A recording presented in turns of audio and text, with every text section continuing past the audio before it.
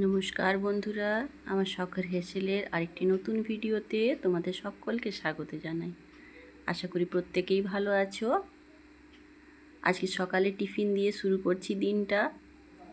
Tiffin আজকে বানিয়েছিলাম মশলা ছাড়া মিষ্টি কুমড়োর তরকারি আর পরোটা। এই প্রচণ্ড গরমে বন্ধুরা কিছুই খেতে ইচ্ছে করে না, তাই সিম্পল রান্নাই মেনুতে রাখি।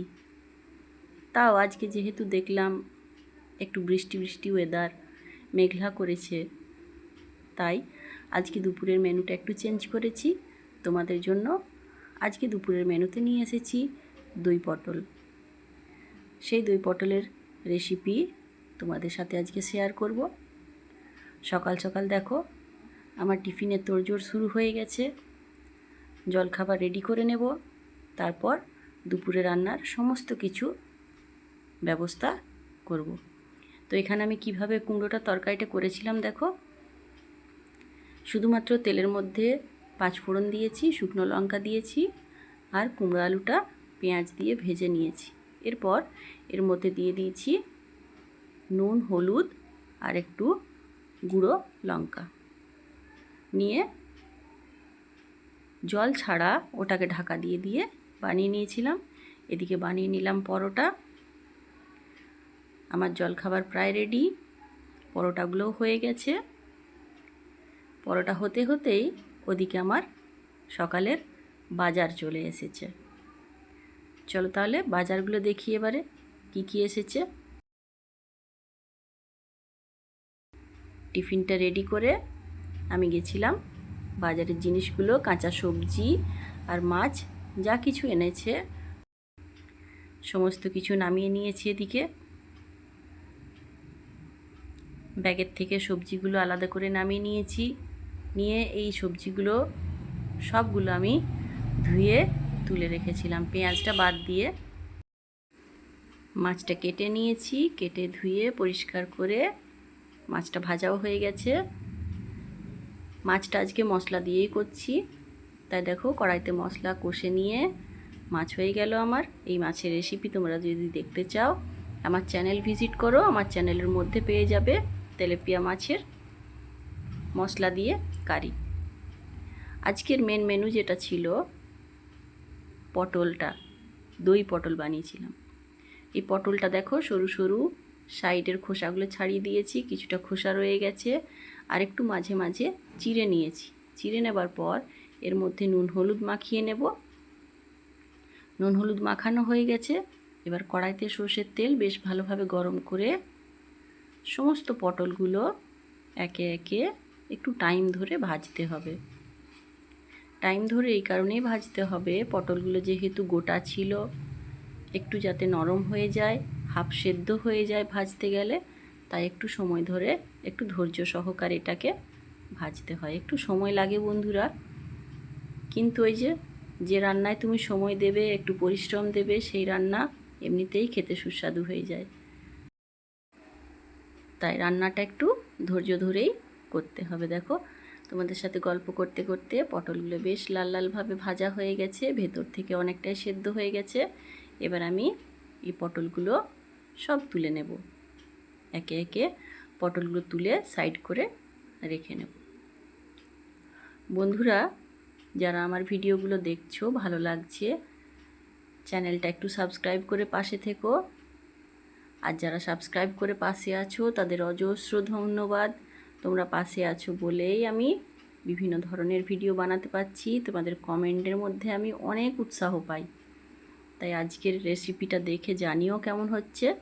দেখো পটলগুলো ভাজাগুলো তুলে নিয়েছি, তুলে নিয়ে ওই তেলের মধ্যেই মশলা দিয়ে দিলাম। এই মশলার মধ্যে পড়েছে আদা রসুন আর পেঁয়াজ একসাথে পেস্ট করে নিয়েছিলাম। সেই পেস্ট তেলের মধ্যে দিয়ে বেশ ভালোভাবে কষিয়ে নেব। তাই এই মশলাটার সাথে আমি অ্যাড করে দিচ্ছি পরিমাণ মতো হলুদ গুঁড়ো, তার সাথে দিয়ে দিচ্ছি পরিমাণ মতো ধনে গুঁড়ো, দিয়ে দিলাম পরিমাণ মতো জিরে গুঁড়ো, আর যে যেরকম ঝাল পছন্দ করো সেরকম লাল লঙ্কার গুঁড়ো, আর এর সাথে আমি দিয়েছিলাম আর একটুখানি কাশ্মীরি লঙ্কার গুঁড়ো রঙটা হওয়ার জন্য।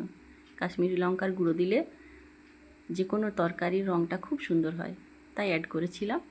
আর স্বাদ মতো নুন দিয়ে মশলাটাকে বেশ ভালোভাবে কষিয়ে নেব।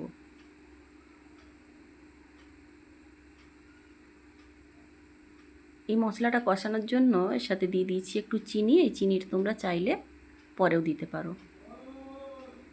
নিয়ে মশলাটা দেখো খুব সুন্দরভাবে কষানো হয়ে গেছে, তেল ছেড়ে দিয়েছে।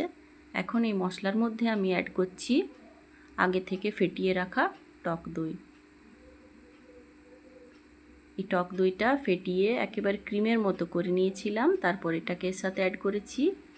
এবার আমি গ্যাসের ফ্লেমটা মিডিয়াম করেছি। মিডিয়াম করে এই মশলাটার সাথে বেশ ভালোভাবে দইটাকে কষিয়ে নেব।